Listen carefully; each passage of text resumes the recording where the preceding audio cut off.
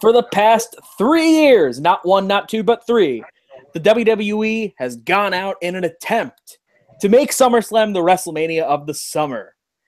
And in 2015, they failed. In 2016, they failed. What would they do in 2017 would ultimately wait to be seen. But we saw SummerSlam, and we got a lot to say about it. And by we, I mean me, Matt from Unlimited, on this episode of the Unlimited Podcast, and my special guests. First, one of my usual guests, unfortunately, Alec. What's up, Alec? How are you? Hey. And it's mostly going to be Matthew talking, because it's always mostly Matthew talking. Wow. That's because I'm awesome. No, it's because you're the host. Well, I mean, yeah, true. I've always been the host because you're just not me. Sorry. I should be the host because I have a bowling pin. And my other guest, formerly host of Anything Goes show that has turned into Anything Goes Wrestling. Be warned. I'm done editing that show, our first show. Oh, okay. You may have talked the most, but I'm going to be the loudest. I'm just warning people. Turn your headset down. Turn your sound down. I'm going to be the loudest because I am normally loud, and I am normally a big dick. Yeah. But this is Mr. Charisma, a.k.a. John. John, how you doing today? Yeah, I'm doing all right. After SummerSlam, it was like a hangover. It was bad. You woke up the next morning and you understood what had happened, and you didn't really know what to do with yourself. But I haven't watched Derby consistently since WrestleMania, since I stopped doing YouTube, and I'm kind of glad I haven't watched it, because if it's been anything like SummerSlam was, yeah, not good. Yeah, SummerSlam wasn't exactly great. It was far from it. Just way, way too much that really did not have a lot in it. There were some peaks and valleys. There was some good, but there was a lot of bad. If you had to sum up SummerSlam in one word, Alec, how would you sum it up? Anticlimactic. That is my word. He already looks sad. Already looks depressed that we're talking about it. I mean, this is or maybe it was because I went to a Chinese buffet and ate too much and I'm now in a food coma. But that's possible. John, how about you? One word. Oh, man. I won't say terrible, because there were some good moments. I'll say below-average. It's kind of a word. Wow. I'm disqualifying him. I don't think that's a word. Below, all right.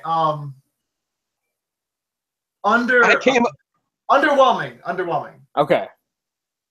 Yeah, honestly, it seems like every year WWE tries to make SummerSlam bigger and bigger and bigger, and every year it just gets worse and worse. Because, I thought that last year's was bad, but this year's may have topped it, maybe not. I don't know.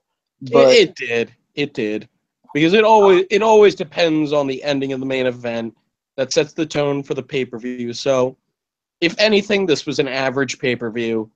Last year ended with Brock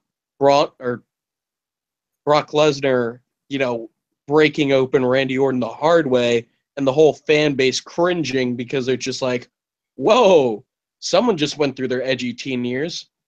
Can I add a word? Long. Yes. I didn't watch the pre-show because I knew if I watched the pre-show, I wouldn't be able to last the night.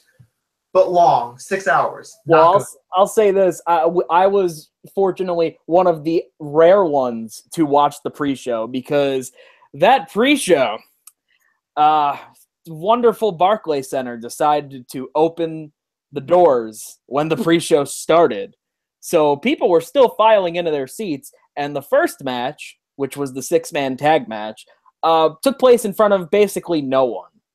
Yeah, I heard The Miz was furious.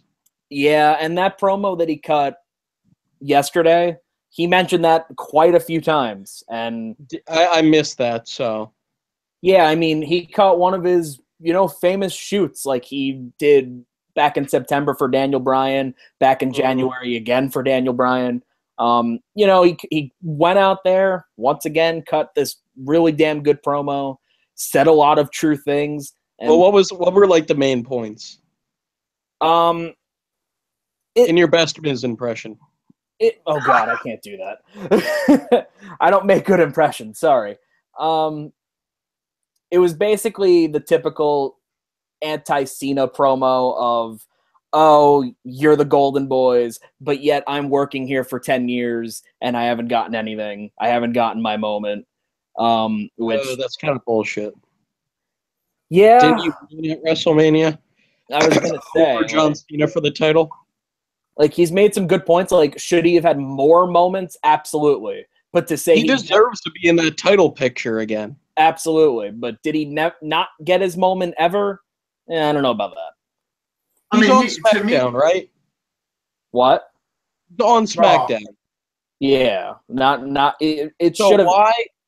Why can't say he dropped the IC title to?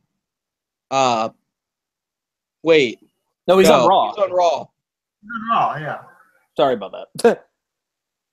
Yeah, I was thinking Cena. Well, now Cena's on Raw.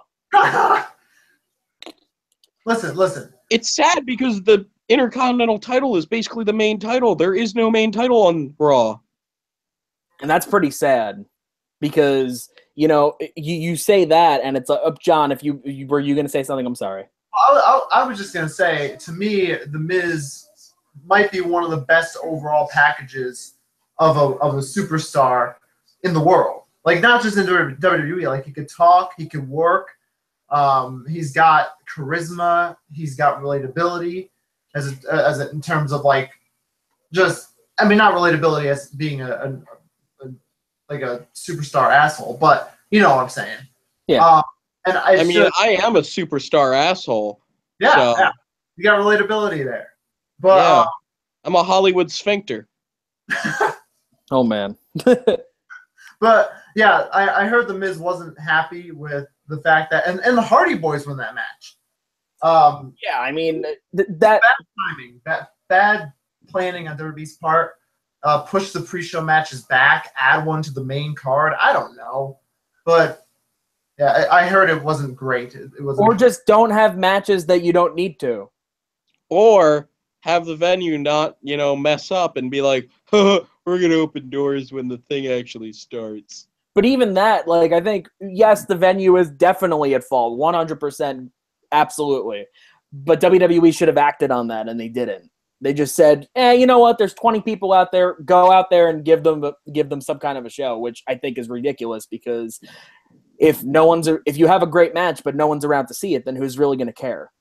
It's like if a tree falls in the forest by the lightning that was struck outside of my house, does anyone know it exists if no one was around? I screwed that up because I was trying to incorporate two things. I was about to say, like, wait a minute. I knew where you were going, and then you mentioned the lightning, and I'm just like, wait, what? Well, might be taking you over. No, I'm just saying that it's storming here, and that's probably coming. The lightning's getting kind of close, so that'll probably come here. I heard that, but yeah, I heard the pre-show wasn't great. No, and actually, I heard that the Usos and New Day put on one of the best tag team matches of the year. Yeah, I was gonna say 6-man tag match. You can skip it. The Cruiserweight match, you can skip it. What a surprise! Neville won 5 days after he lost the belt. Usos versus the New Day for the tag team championships. This is a match that actually had a build to it, and yet it's on the pre-show. How about you take Cass versus Big Show off the main card and put that on the main show? Because you had another tag match that delivered on the main show. Imagine having two. Put Rusev and Orton or Cena and Baron on the pre-show. Orton would never go on the pre-show because they have too much ego to swallow their pride and go on the pre-show. I know. I was being facetious. Oh, We'll you mentioned Cena. We're gonna get there. We're gonna get there. we'll get to them. I have plenty to say about that. But yeah, the pre-show, first two matches, whatever. This Usos versus New Day match, I did not catch all of it. I caught highlights from what I saw. It was really damn good. These two teams, just like Battleground, pretty good ring chemistry. They actually had a story to it. They actually, kind of felt like they meant something to the product. Unfortunately, they were on the pre-show. Now, question, Meffy. Yo, what's up? Was the New Day's match, this one, better than their match with the Wyatts or worse than their match with the Wyatts? Or on par? I think it's on par. Okay, so I would definitely take a look at it because I think the New Day versus the Wyatts, I think it's one of the most underrated tag matches of the past calendar year. Oh, I completely agree because the storytelling in that was just great. In my opinion, at least. No, I loved it. It actually used story elements, and it's used it within the match and the move sets and what was going on in the action. It was good stuff. Good stuff all around. But you didn't get to see it to fruition because of the brand split. Yeah, it happened right before the draft. That was really bad timing. Or right after the draft, sorry. No, it was right after. But was that SummerSlam? No, it was actually Battleground. Okay, Battleground. Because they were still oh yeah, let's figure out what everyone's doing. Where the championships are going. Woo! And then there's this feud that's actually pretty decent. But then we get to the main show. Yeah. And I was stunned that John Cena, of all people, opened up a Big Four pay-per-view. I was stunned. I'm like, that's a tough pill for Mr. Cena. You were Stone Cold Steve Austin? Yes, I was. I felt like Austin just came in my room and stunned me. But anyway, John Cena versus Baron Corbin, part 2 of the burial of Baron Corbin. John?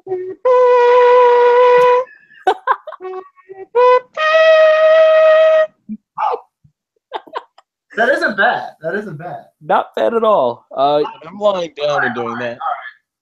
No effort. Here we go. Let me just get to business. Baron Corbin, first of all, when I saw him unsuccessfully cash in Money in the Bank, I didn't know what to say. I thought they made him look stupid for even going after John Cena or even looking in that direction. And they took a big hook away from SummerSlam. But then I was like, well, why did you go through all this trouble to give him the briefcase just to unsuccessfully have him cash in?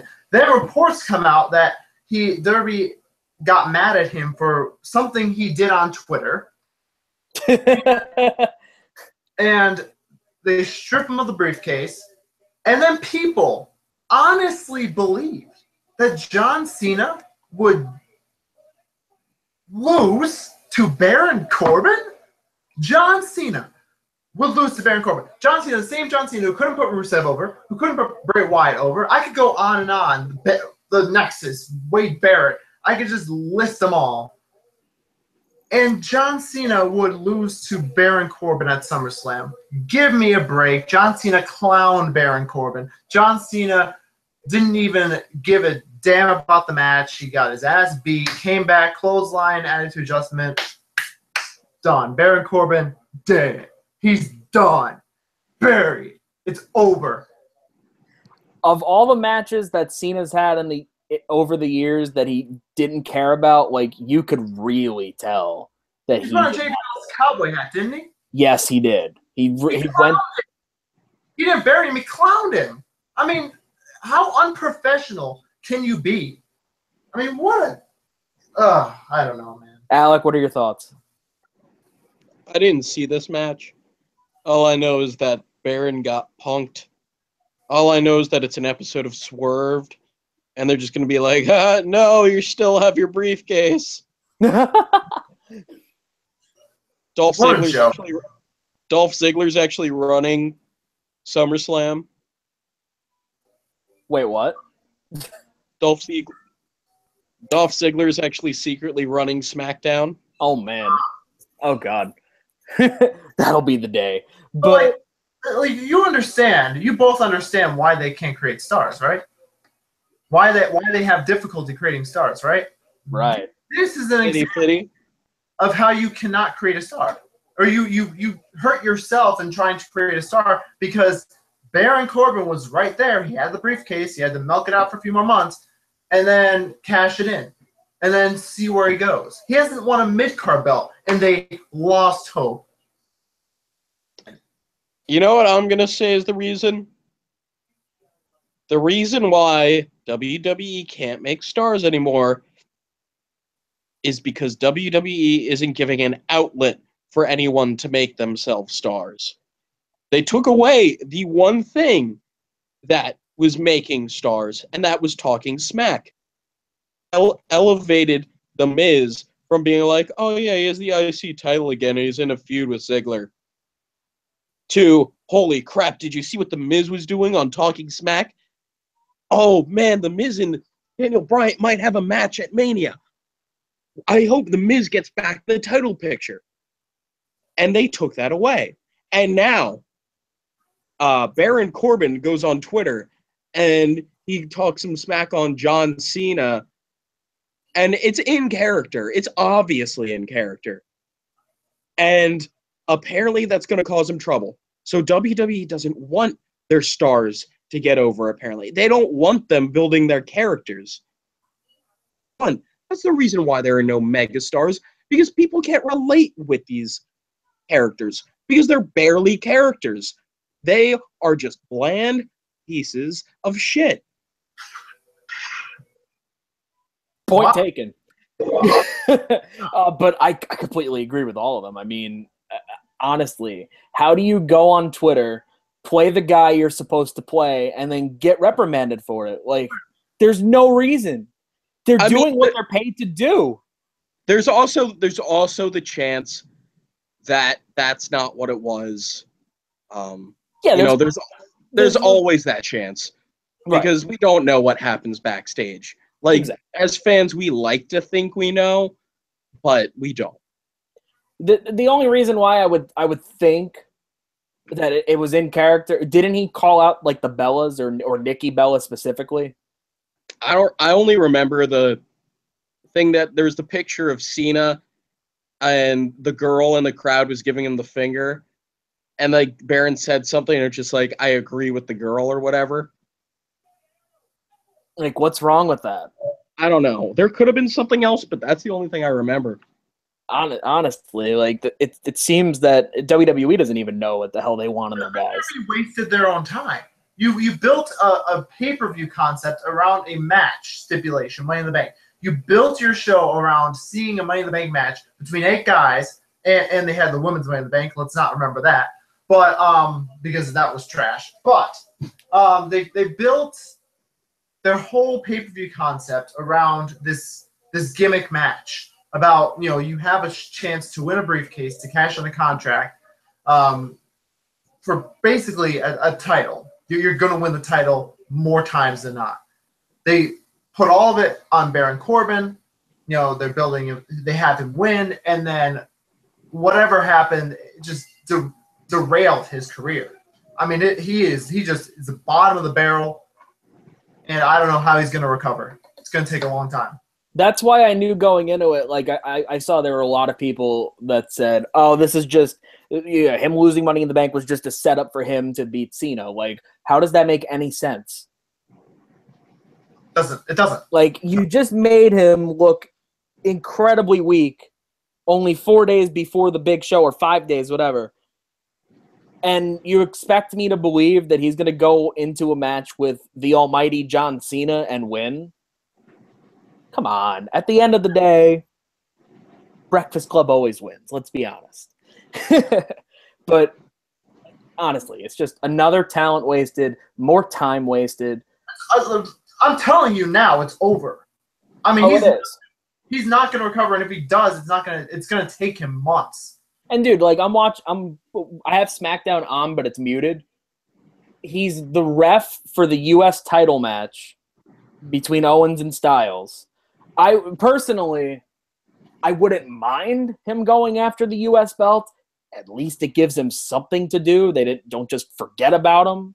Yeah. At the same time, though, he went from, a pay-per-view being built around him winning this briefcase to, he's going after the U.S. belt. Like, that's a big step down. He might get clowned tonight, too. I don't know how much shit he's in, but... Who the hell knows at this point? Oh, no, it's the first match. That was the first match, guys. There we go. Second match, SmackDown Women's Championship, Natalya beating Naomi. Good for Natalya. That's all I got to say. I mean, I don't have anything to say. I'm just good for Natalya. I mean, she deserved it. She's eaten a lot of shit in her time as well. The farting gimmick farted a lot. Yeah. The farting gimmick was great. Good for her. I mean, she works her ass off. She's worked at the company consistently. She's gotten in no trouble. Good for her. Got the belt and stayed heel. That was great. And Naomi crying at the end, that showed genuine emotion. It was a plus for me. It was a good segment. I thought it was decent. Yeah, definitely didn't mind it. Definitely did not hurt the show. Got a pretty good moment out of it with Naomi getting some real sympathy. Sympathy works with some baby faces, not Triple H. But just saying, WWE. But Natty isn't. Oh wait, you said Naomi. Never mind. I said Naomi. Yeah, Natty's getting lots of sympathy as a heel. You have any thoughts on this, or you didn't watch this? Huh? I didn't watch it. Okay. I wasn't around for it. I was out at dinner or whatever. You have any? More Chinese food? Wait, what? I said more Chinese food for dinner when you were out to dinner during SummerSlam. No, that wasn't Chinese. But do you have any just thoughts on her winning the belt? I'm fine with it. Natty deserves something. She's the longest tenured woman, and I feel in like WWE history behind Moolah and Mae Young, or at least it feels that way. I mean, it feels that way. I mean, I think Trish was there longer. Well, she's been around for at least 10 years, hasn't she? It's been a while. And that's pretty unheard of for any woman wrestler. It's been a while. I just wish that it was a bigger deal. Like you don't get that out of the commentators when they're trying to hype up Natty. Like you don't get, she's been around for 10 years. She's a veteran. She's been all over the place. Instead we get, Bret Hart's my uncle. Not even my dad, my uncle. Pretty much. Yeah. But good for her. It was a good moment. I mean, the crowd popped for her. Yeah. Good win at a Big Four pay-per-view. Let's see where it goes. Maybe it leads to Carmella cashing in. Who the hell knows? I don't know. But speaking of matches that should be on the pre-show or shouldn't have happened at all, this Shark Cage match. Oh my God. Didn't watch it either. Good. No, I can tell you right now, like, you're not missing much, dude. Don't watch it. I mean, Enzo. All right, bye. According to, what I've heard, Enzo is in more of a doghouse than Baron Corbin because he's been very unprofessional. That's what I've been hearing too. Yeah. Incredibly unprofessional, bragging about his money and bragging about it. Wants to be a rapper. I don't know. Just a bunch of different backstage drama issues that he's been dealing with, and this was it. Jesus, he legit left. Alec, what the hell? He's back. I accidentally closed it too far. Wow. I figured that. But, apparently Enzo has been in the doghouse for being very unprofessional. If that's the case, whatever. The match was boring. It shouldn't have lasted that long. It felt like it lasted a long time. Enzo just got big booted, and then You got them big booty. Big booty. Yeah, big booty. That was it. The big booty biatches. There are certain times where shark cages work, and then other times where they don't. Against sharks. Against sharks, for starters. But I think that's the best stipulation. I think shark cage matches should be reserved for Shark Boy. oh man, shout out to Shark Boy. But yeah, What about Lava Girl? what about what? What about Lava Girl? Let's not get too carried away. Now, if Lava Girl became a character in WWE, Now you're delving into superheroes. yeah, I don't know where we're going with this. WWE presents Marvel as one of the papers. I don't know. Oh man, They can't because they'd be sued. I'm not a big superhero fan. I'm just saying. WWE Marvel. I mean, they had Great Balls of Fire, so I guess anything's possible. Great Balls of Fire was actually a good pay-per-view. I'll give you that one. Terrible. Like, it actually was. I was entertained. Yeah, there was a lot of good on that show. It would have been better if it was custom sets and maybe. Speaking of the devil, I got pissed at this point. Like, I'm used to the main roster just using the SmackDown set or the Raw set, but why for NXT Takeover are you using the SmackDown set? Aren't you not the main roster? I didn't even notice. Aren't you supposed to be different? Aren't you supposed to be like, not Vince McMahon's baby? You're supposed to be Triple H's.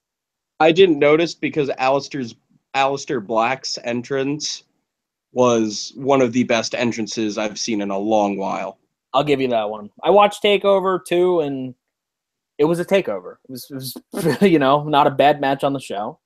I felt like the Aleister Black, and now we're really drifting off, but whatever. Yeah.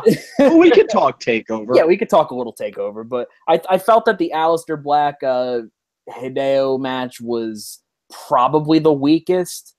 The rest of them, I'd say it was the weakest, but that's not saying much. No, because I still think it was a really good match. That opening match, though. The thing about the Aleister Black Hideo Itami match is that Aleister Black, I don't know if his nose got broken or something, but he was bleeding into like his beard or whatever, and it looked pretty badass. I'm pretty sure he was refusing the ref to touch him because the ref had gloves on the entire match pretty much. Right. And he still got hit with some big moves, including, I think, a face buster. So I was pretty impressed, and it was a good showing to try to establish Aleister Black as this badass because it made him look like a badass because he was bleeding for most of the match. Right. It made him look like a tough son of a bitch.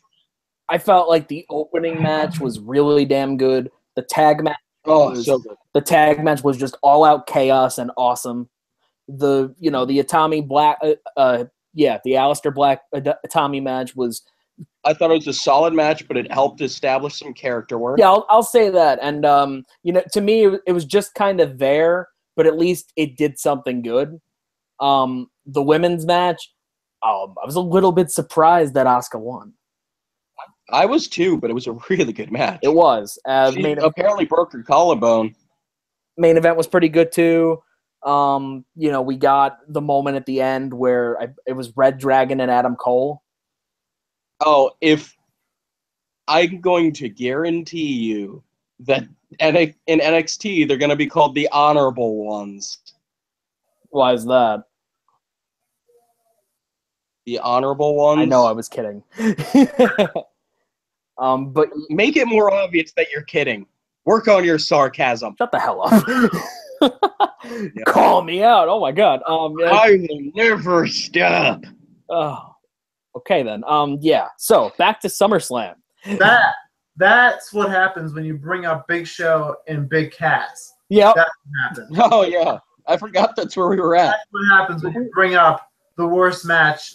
I don't know the worst match of the night because of what happened to Rusev, but yeah, it was just that's what happens when you bring up that shit. All right, funny we don't need to talk about it no more. It happened. Funny that we don't need to remember it. Just erase it from your mind. Just stop. Didn't he slip out of the cage? Yeah. Wait a minute, what happened to erasing it from our minds? Let's erase it from our minds. Answering the man's question, all right? I didn't even watch it, so it's not even in my mind. So Let's erase it from our minds. Didn't he fall out of the cage? But it's kind of funny that you mentioned Rusev because that's the next match. Rusev Vutvia, Rusev Kruska, Rusev Bruce. At the end of the day, the Breakfast Club came out swinging in this show. Jeez. You think Triple H would have just been there? Oh my, I really wanted just randomly Triple H shows up and interferes in any of the matches. I don't care which one. Kid interferes in the world title match. He says, "My parents were Indian. What the fuck? I was adopted." Oh man, I was adopted. Thoughts on this match? By some Indians who were raised me in Connecticut. You have to add the. And they told me I was a blue blood. But yeah, Rusev, Randy Orton. Rusev is in a state of being perpetually screwed for the rest of his career in WWE. He just needs to go. Oh, I've heard he wants his release. It's over. Yeah, it's done. I heard he's negotiating. I heard he's negotiating a release. Good. I mean, I'm really sorry. He should go to the independents, establish himself, come back, and be a main star in 3 years. Hopefully. But yeah, I mean, at this point, like, who cares? Yeah, it's over. He's done. It's like Baron Corbin. If it's not over for Baron Corbin, it's gonna. Rusev's just gone. Rusev's going to be gone. It's like you get the burial of Corbin, yet another burial of Rusev. The end of yet another burial, and probably the end of Rusev. The end of Rusev. A burial of Corbin and the end of Rusev. That's not a good show. And Big Show and Big Cass. That's the 3 out of your first 4 matches. Just stuck a knife in your heart. That was it. The crowd was out of it. It was over. It's like you get those guys getting buried, and then you get, once again, another just bullet to Bray Wyatt's career. Like, do we really even need to talk about that match? Oh, I need to talk about it. Because honestly, I'll just say this. Past the entrance, there was nothing to it. And I heard it was a decent match. It was a fun match. I mean, yeah. But they're both spoopy dupes. It's like Balor's entrance. I watched Balor's entrance. It was pretty good. The face paint looked great. But at the same time, that doesn't excuse the fact that even though he plays a different character, he still wrestles, acts, talks, whatever, the same exact way. There's nothing different. That's not a character. That's just, oh, wow. That's just a... Jeffy, what? Turn your head to SmackDown. Shane just screwed KO. Did he? Yeah. Oh, I wanted to screw AJ. I wanted to see another match with them. That WrestleMania match was damn good.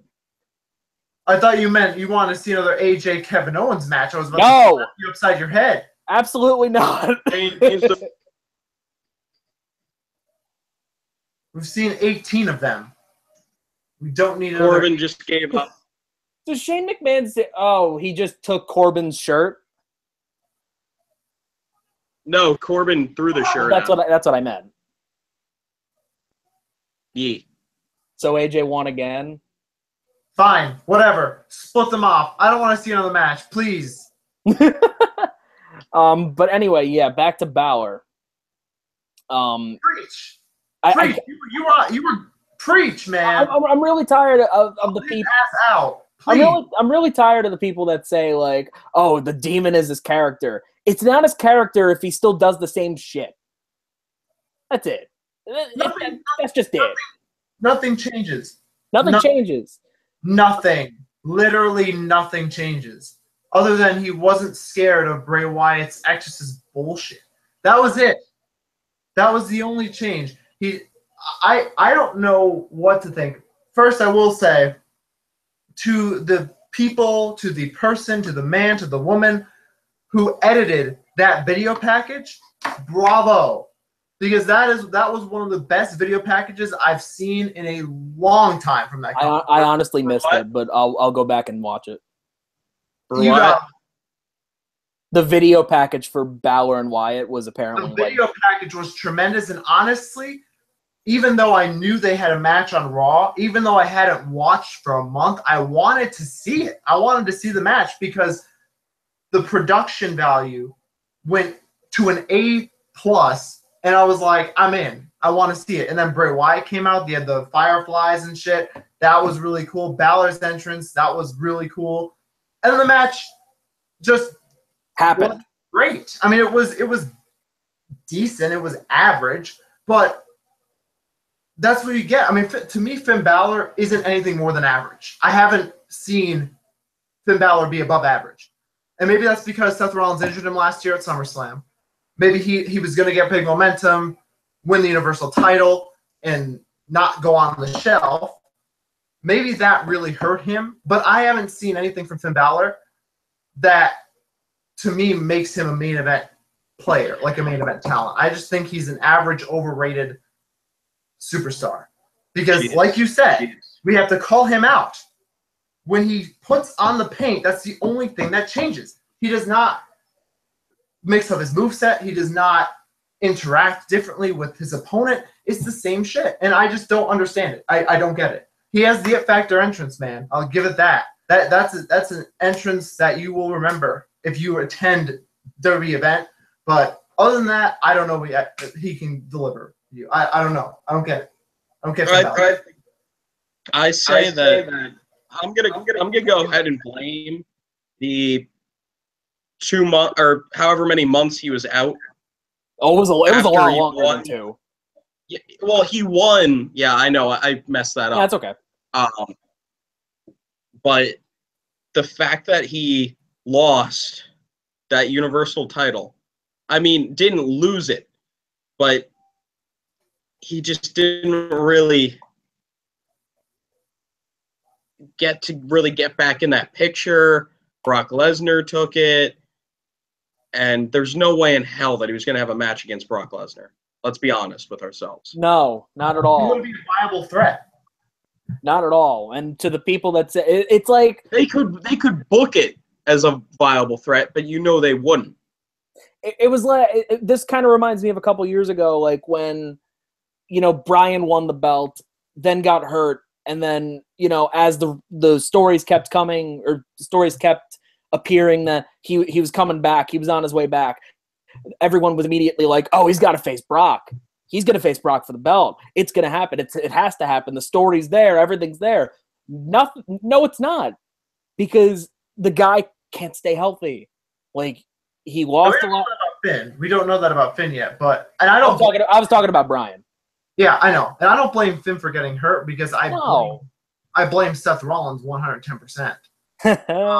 Oh, thank God! Thank God, my friend Walter's not here. That would have been a fun debate. Okay, Bret Hart. That would have been an incredibly fun debate. Listen, you released the buckle bump into the barricade 5 feet too soon.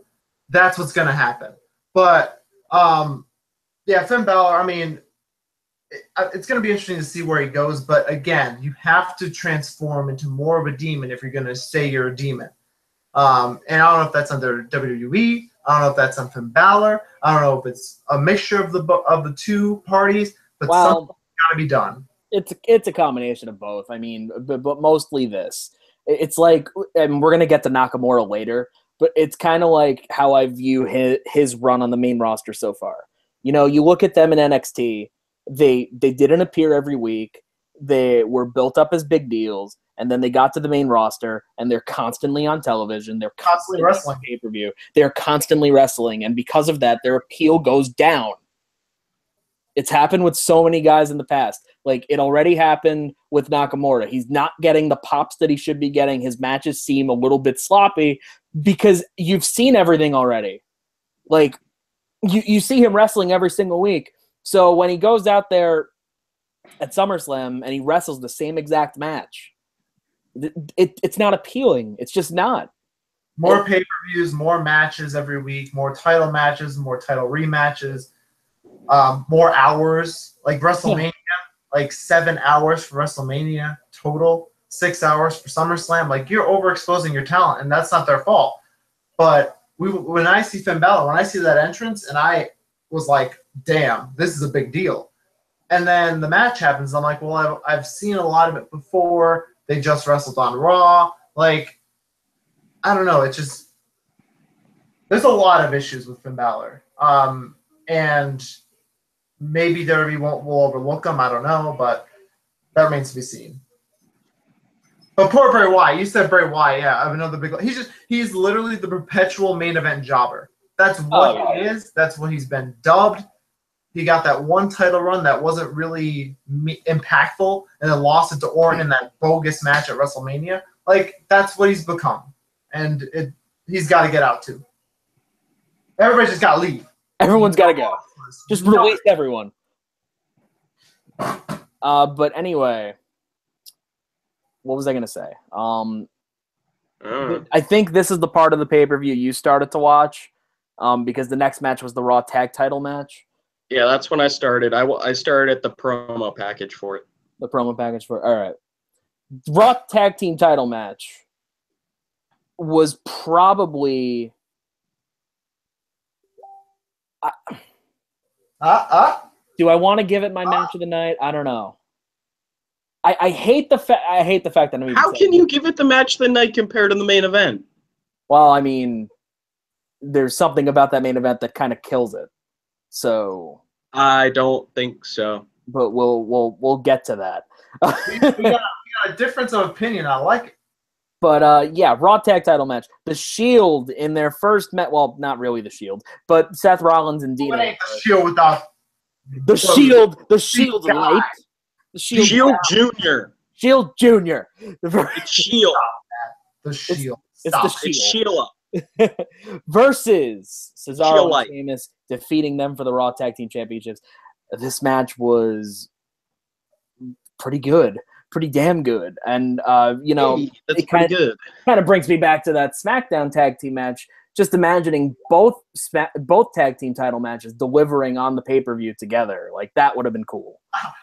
Yeah, but apparently SmackDown's tag belts aren't worth it. But John Cena and Randy Orton jobbing out some young up-and-coming talent, that is worth a pay-per-view spot. As is a shark cage match with someone who should have retired 7 years ago. And can we just have John Cena and Randy Orton become a tag team? No. Can we please? Can they be the new heavenly bodies? Can we please, just for one time only, WrestleMania, just give me John Cena versus Randy Orton. Just give it to me. Listen, please. I mean... Just give it to me once. Just once. Oh my God. I've never faced Mania, have they? I wanted that at WrestleMania 33, but that didn't happen. WrestleMania 34, though, it's possible. Were you at WrestleMania 33? Did you have to endure WrestleMania 33 live? I don't think so. So I don't want to hear what you wanted from WrestleMania 33. I wanted a lot of things from WrestleMania 33, Matt. I didn't get them. So let's just end that conversation right now. All right. No, save that match for WrestleMania 42. Oh Jesus! Oh man. Anyway, could you imagine what they look like? Cena would probably look the same. Cena will look the same, except Cena will have chicken legs. Orton will look a little bit less in shape, and I think Cena's probably gonna just look the same. But anyway. Raw Tag Title match. Alec, your thoughts? I like it. Give them a few months, running that tag division and be like, hey, Survivor Series. That's a thing coming up. So how about this? How about we have a traditional 5-man tag team for Survivor Series against the newly formed or reformed Shield. All right. I mean, I'm down with that. 5-on-3 handicap. Just put Baron Corbin and Rusev in it against them because they're already dead. Put Dolph Ziggler in there, I don't know who else. And then just have the Shield murder them. Yeah, no, have the Shield murder them and be Because like, they need to be buried some more. no, because they'll be like, bitches, we're back. And if you remember, we were dominant when none of us were world champions. We've all held that title now. I agree. Your thoughts, John? On the match, I thought it was good. I thought it was, to that point, the best match of the night. Wait, did I say it was good? Because I meant to say it was good. You said you liked it. Yeah. Okay, cool. Cool. You're good. I thought it was, to that point, best match of the night, but that wasn't saying a lot. I think Dean Ambrose, I've ranted about him before. I think he really needs to step it up. And I think he's being reunited with Seth Rollins helps that along. I don't think he's as complacent and as just wanting to be going through the motions and just showing up for a paycheck. And that's what I got from Dean Ambrose over months and months of watching WWE consistently. But I think he's rekindled a little bit of that fire and passion with Seth Rollins. Not to say I have questions about Seth Rollins either, but Sheamus and Cesaro, the perfect guys to work with. Cesaro, to me, was one of my 5-tool talents 2 years ago. Just never pulled the trigger on him. And it just worked. I mean, it was a good match. Yeah, I mean, honestly, like if this turns into a mini feud, like a month or a couple months, then so be it. Do something interesting with that Raw tag team division, because it's pretty much just those two teams and the Hardys. But can we discuss how the SmackDown tag division got more interesting tonight? With Gable and Shelton Benjamin. The new world's greatest tag team of Chad Gable and Shelton Benjamin. Wow. Honestly? I didn't even know that happened. Honestly, you know what? Why the hell not? Why not? Yep, because Daniel Bryan said he made a deal with Kurt Angle in order to get Jason Jordan to Raw. He promised Daniel Bryan that he'd help him sign one of his good friends, Shelton Benjamin. Pairing Shelton Benjamin with the younger talent doesn't hurt at all. I mean, you're literally going to mold Gable along as you're trying to push this tag team further up the card to challenge for the belts. I'm fine with that. Shelton Benjamin deserved to be a world champion when he was in his prime in WWE. Never got the shot, because of one thing. But we won't go say that thing right now. Because he's Jewish, isn't it? There were a couple of things. But I think it's a good idea. I didn't know what happened. Good for Gable. Paired up with a big deal, Shelton Benjamin, a veteran. Good for him. Yeah, honestly. What I would love.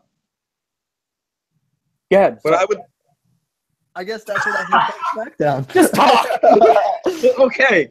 What I would like to see is them take the belts from the Usos and run with them for about, let's say, a month or two, but then have like a storyline that Gable starts to realize that his hero is more of a dick than he is anything. So they kind of turn on each other and have a match at, say, Survivor Series. And have Shelton Benjamin win, but have it be a very good match, and have a handshake at the end showing that Gable earned Shelton Benjamin's respect. You can build that up to a WrestleMania match, honestly. Yeah. Even if it was like a kickoff match, or not a kickoff match, but an opening match. No, not a pre-show match. Opening match. If you want to kill Gable, pre-show. Well, I mean, they've already killed Jordan that way. I mean, he was in a 6-man tag team match in front of 20 people. By the way, who's the new? To be fair, By the way, we're about to talk about the last 3 matches of the show, and of course, perfect timing for Shady to come in. Shady, how you doing, my friend? I'm doing pretty good. I just went to a wing place and got a salad, so I got plenty of dumb looks tonight, and it was a great time. Wow. But anyway, literally the waiter, he's just like, you gonna come to a wing place and you gonna order a salad. without the chicken. And I'm like, yeah, I'm vegan. And he's like, why are you here? That would have been my reaction. Listen, you paid for a salad. You gave him money. You gave him business. They should shut the hell up. Exactly. I honestly would have asked the same thing. I'd be like, I mean, it's a very fair question to ask. So, like, you're setting yourself up for that question. I am. I'm gonna be frank with you here, because Oh man, you went to a wing place, ordered a salad that usually has chicken. Be like, nah, man, I'm vegan. Well, no, like, I only told him I'm vegan because he looked at me like I'm stupid because I ordered it without the chicken or the cheese. And he's like, so I was like, yeah, dude, I'm vegan. And he's like, oh, shit, you like the kid off Scott Pilgrim? And I was like, I'll take it. But anyway, John, this is our friend Dylan. We call him Shady. Shady, that's John. Yay. Nice to meet you. Nice to meet you, too. I was wondering, like, he just hopped on the call and we just kept ignoring him. I'm like, hey, I need to know who's on this call right now. We need to. I'm only here because I was on the podcast before for SummerSlam predictions and everything. And listen. I told everyone here I'm the loudest. Matt may talk the most, but I'm the loudest. Just be warned. All right. Be warned. There have already been a few rants, and there probably will be some more because we just a few more. I mean, he can't be worse than a certain someone that Meffy and I can't stand. So. Oh yeah. You know exactly who I'm talking about. We know who you are. You know who you are. He knows. God damn with the fucking Pikachu again. I was wondering what that was. God damn it. Okay, anyway. Hold up. Before you do that, I need to make a brief description of how I have felt the first, 8 matches of SummerSlam were. Sure. So I am unprepared. I literally just got home. It's funny because I have to leave soon. Oh, okay. I'm just texting. I have to pick up my sister. All right, well, Alec, in 20 seconds, give us your thoughts on the U.S. title match, both world title matches. I like the U.S. title match. A lot of interference with Shane. I don't know. It was all right, but it was their best of the feud so far. Don't hinder the gender, but please lead to Shinsuke winning the title and actually putting a good match on in WWE because he hasn't yet. And main event.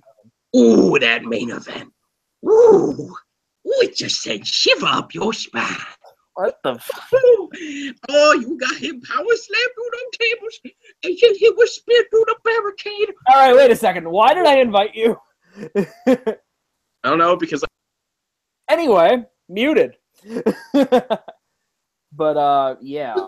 What was that? You muted Dylan. No, I muted Alec. Dylan muted himself. All right. What on earth? What have I got myself in? I don't know what the hell. I thought that was a decent Adam Sandler expression. Dude, John's in like a whole nother world right now. I am on the other side of YouTube. That is true. But that could be a good introduction. We are on YouTube. We are on YouTube currently, but that could be a cool introduction from the other side of YouTube. From parts of YouTube unknown. From some channel on YouTube. Yeah, Shady. Be prepared. Okay, he's in 1 second. Okay, all right. We'll just keep going. Screw it. U.S. title match. AJ Styles, Kevin Owens. Match itself was all right. A little bit too much over. Alec just muted himself again. But yeah, that was actually accidental. Oh, well. But yeah, too much overbooking with Shane getting involved and all that stuff. But whatever. Solid match, U.S. belt, Styles retains. I was a little bit upset that we didn't get some kind of a swerve at the end, like, oh, Shane, betrays Styles or betrays this guy, whatever. I was a little bit upset about that, but the match was whatever. John? Kevin Owens and AJ Styles have fought. We talked about overexposing. Yeah. They fight a lot, and they have had a lot of matches where they've been one-on-one and tagged. Like, I've seen them touch too many times. for me to give a damn about this match. I don't doubt that it was a good wrestling match, but I've seen it so many times that they've kind of all blended together for me. Shane, to me, I think actually, honestly, it helped because it made the match different than every other match that they've had. I'll give you that one. The Kevin Owens, what he said to Shane, though, about you falling off of the Hell in a Cell, but he said, he made a comment to Shane that he's like stumbling around and really hurt. That was a good moment from him. Ultimately, I think AJ and Kevin Owens are not going to feud anymore, and that's great because of what happened on SmackDown. I'm good with that. It wasn't I don't think it really added a ton to the show, but I don't think it took anything away either. Shady? Loved the match, honestly.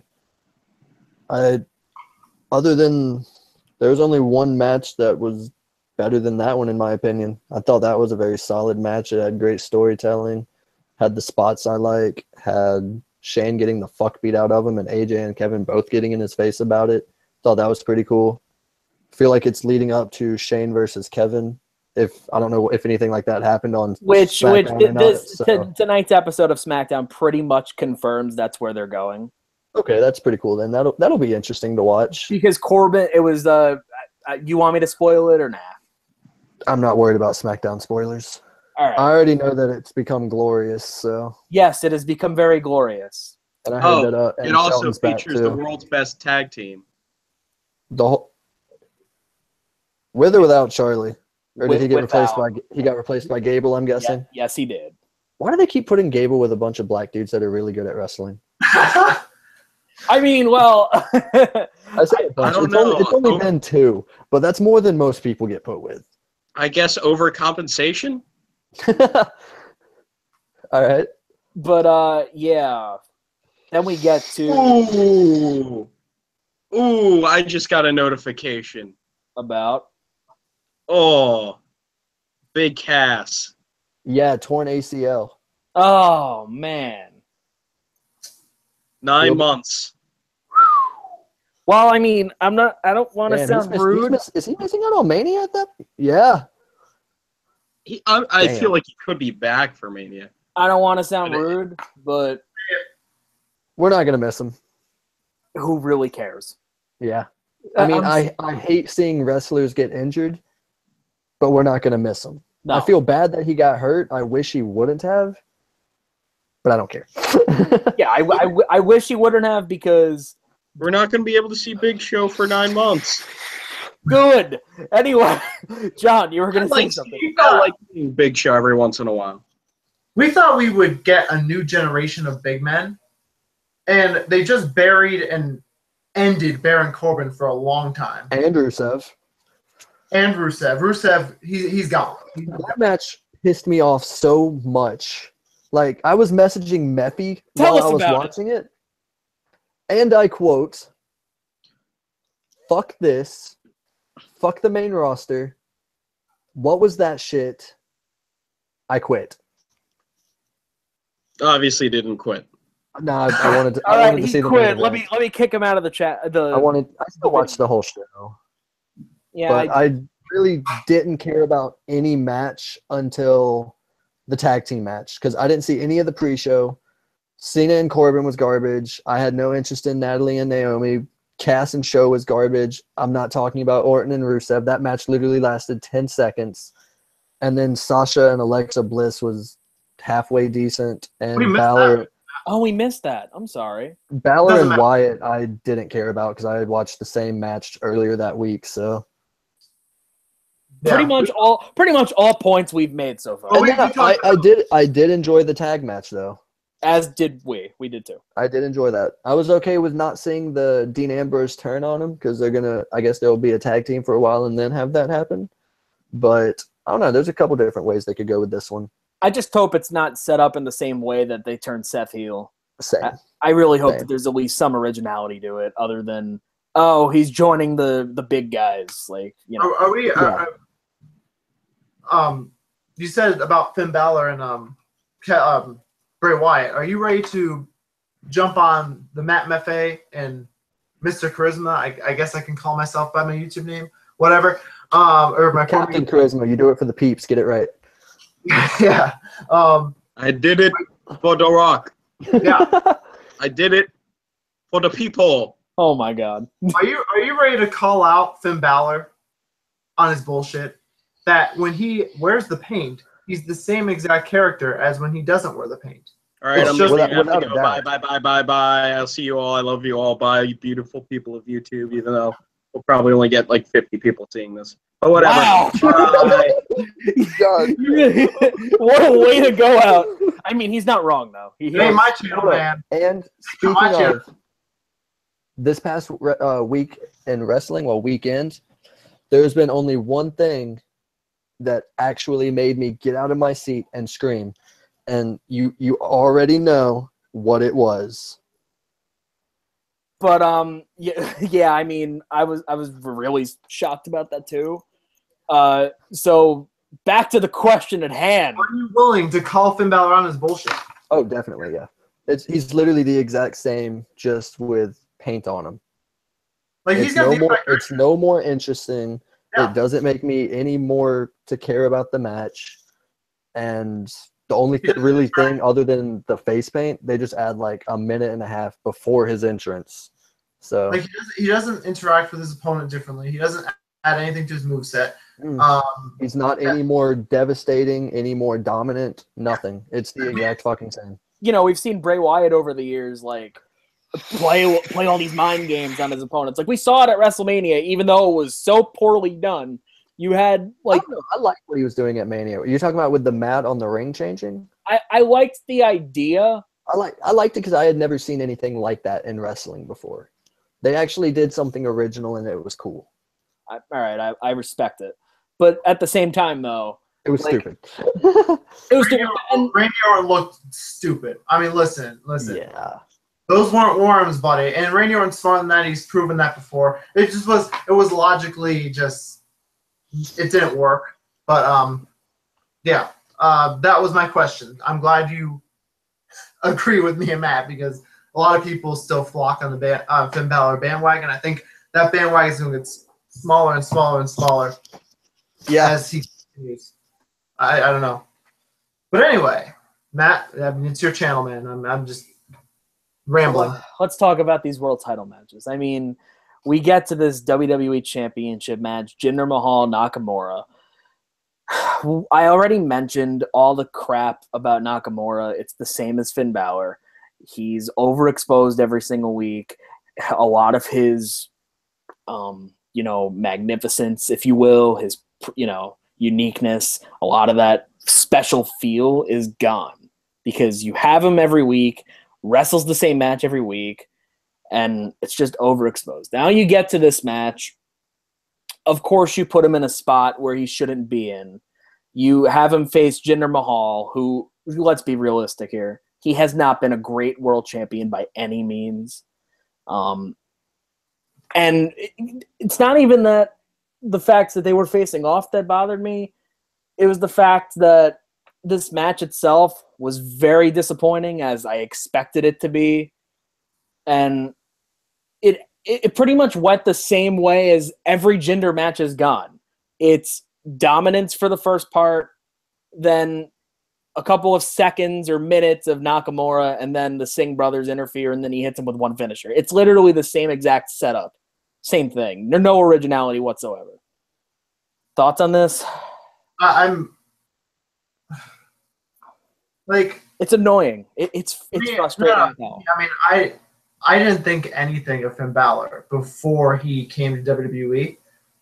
When I watched Shinsuke Nakamura in New Japan, I watched New Japan.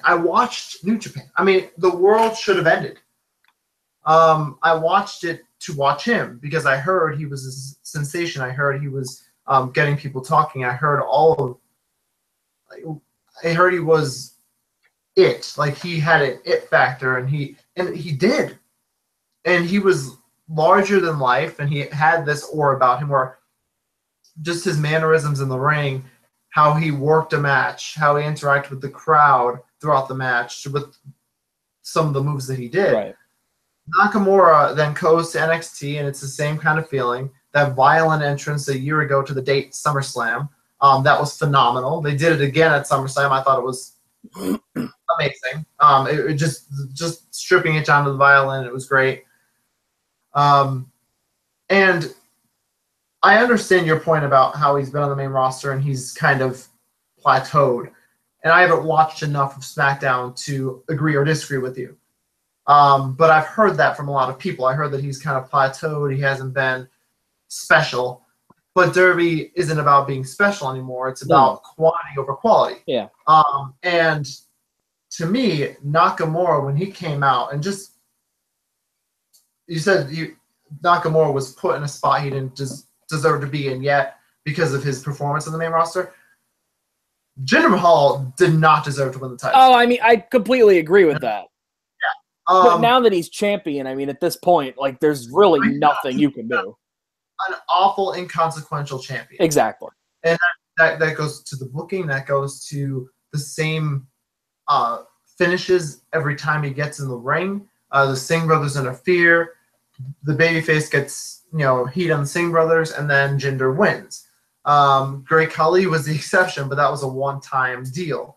I look at Jinder Mahal, and I don't see anything special. I don't see that he's grown. They do have a base in India for him. Good for them. I told here's what I would do. Nakamura beats Jinder Mahal. You go to India for a rematch. Oh, man. You go to India for a rematch. You can have that rematch be at Survivor Series. Like you can space it out a little bit. And then you go to Japan. You take your global company global. And could you just imagine, even if Jinder Mahal stays champion because it was a screwed up finish, you have Jinder Mahal try to defend his championship in India. Could you imagine the heat for that match? Oh, that'd be amazing. The authentic excitement from those fans. How about go to Japan if Nakamura's champion? Have him invite one of the Derby roster, anyone. I don't care. It doesn't have to have a story. But you invite that person to go to the Tokyo Dome and face off with Nakamura one-on-one. You take it global. What's it going to hurt? You're going to gain more popularity overseas. Domestically, it's going to be interesting to watch a match in India. That's never been done before, I don't think. Or televised, I don't think so. No. But you can have you don't have to worry about advertisers. You're on the network. Just put on the network. I mean, you're going to get flooded with network subscriptions, international network subscriptions. It would just make a lot of sense. But here's what it boils down to, and it boils down to the simplest thing. When Nakamura came out, the fans sang his entrance after the entrance was done. They sang it a cappella, and they sang it for another 30 seconds. When Jinder Mahal came out, nobody cared, and it was completely an indifferent vibe. It's SummerSlam. I understand Nakamura hasn't been a phenomenal transcendent talent on the main roster. But this is SummerSlam, where you can create a star by simply having him win a belt in a big spot. Nakamura's time was now, and they failed. And I think just looking at the two, hearing the reactions, I know you shouldn't always go on reactions, but that was a big one. Nakamura should have beat Jinder Mahal. Big SummerSlam moment, big victory and a big for pay-per-view, and let's see what happens. If he continues just to falter, if Derby continues to falter with him, drop the strap. But it's worth a shot. That's my big soliloquy. Stephen A. Smith life right now. That's I don't know how much Dylan heard of that, but that's my big soliloquy right there. Bits and pieces. I know you're talking about Nakamura and Mahal. I said to Matt, I'll keep it short this time. I said that I would have Nakamura win the belt and defend it in Japan Ooh. On the network against Jinder Mahal. Or if you're going to have Jinder Mahal retain in a screwy fashion, go to India. Imagine the international buzz. Imagine the domestic buzz of seeing a match like that. Yeah. But they won't do it because they don't think outside the box. They're a global company. Exactly. They can afford it. They can do it, but whatever. Nakamura, I don't think they've ever done a televised show in India, have they? That's what I said. You don't have to televise it. Put on the network. Network subscriptions up for that month. But Nakamura, I told Matt pretty much based on reactions, Nakamura should have won, given him a big moment, and then maybe you start to see him butt on the main roster. Maybe he stops plateauing, hits a little bit of a peak, and then continues to grow. But now you don't know. And it was just the same Jinder Mahal match that we keep seeing, or I keep every single time where he gets his ass beat, like the whole match, the Singh brothers distract him and he gets the win. Literally what I said. Yeah. And honestly, Nakamura's main roster run hasn't done anything for me. Like, he hasn't. Really the only thing memorable I've seen of him on the main roster was there's like that 30-second fight with AJ at Money in the Bank. That's the only thing I can remember about his main roster run so far. Which should have led to. I'm pretty sure it's gonna lead to a match with them, maybe at Mania. If they're not stupid, it will. I wouldn't have minded seeing this match take place at SummerSlam. That's just me. I honestly think tonight or SummerSlam, rather than Nakamura and Mahal, it should have been Nakamura and Cena. Honestly, I would have been perfectly fine with that too, because they had a great match on SmackDown and they just gave it away on a SmackDown. It's ridiculous. That probably not many people saw. It's ridiculous. You call it a dream match, and yet you do it everything you can to make it feel less of a dream match and more of just, we need a main event for SmackDown. Pretty much. Because we need to... Go ahead, I'm sorry. No, I mean, listen, that's a big problem. We talked about overexposing talent. Title rematches and pay-per-view rematches on your television show. Instead of thinking about money, I don't know what they're thinking of. Maybe ratings? I don't know. Well, it's not working. It's really... No, it's not. When I heard Nakamura and John Cena on a SmackDown, I'm thinking, what on earth are you thinking? Save it for SummerSlam, move it down the road to WrestleMania, Survivor Series. Like, that's a big... Like, it's what WWE did with Goldberg and Hogan. Mm-hmm. Obviously, to a lesser degree, because let's be honest, Hogan and Goldberg, that was a huge fucking match back then. That was bigger than any... I mean, you could argue bigger than any match we could think of right now on the main roster, combining superstars. That was gigantic.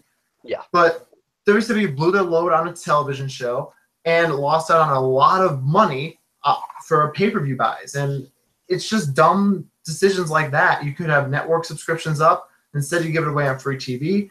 But I'm with you. Nakamura and Cena would have been great. I think Nakamura and AJ will happen at Mania. But imagine Nakamura winning the belt. He got, like, the fans freaking acapella his theme 30 seconds after it was over. And then freaking Jinder Mahal comes out, and it's completely indifferent from the crowd. Yeah. Just go with it. Just see what happens. Just go with Nakamura. I don't know. I kind of going back to this a little bit, I look at it this way. If you're doing Cena versus Nakamura on a SmackDown to boost ratings, okay, great. That's one SmackDown out of the 50-plus that you have a year. SummerSlam happens once. Exactly.